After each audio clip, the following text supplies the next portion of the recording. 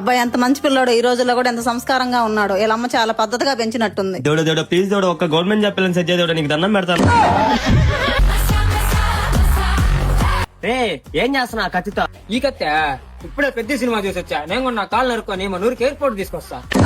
వీడికి ఉప్పినా చూస్తే ఏం కోసుకుంటాడు? అయ్యో పాపం, ఒక 10 రూపాయలు ఇద్దాం, పుణ్యం అన్న వస్తుంది. వద్దా? ఎందుకు వద్దా? నువ్వు అడుక్కునేవాడే కదా. అవును అడుక్కునేవాడినే, అయినా నాకొద్దు. ఎందుకా? లంచ్ టైం అయింది, గంట తర్వాత రా.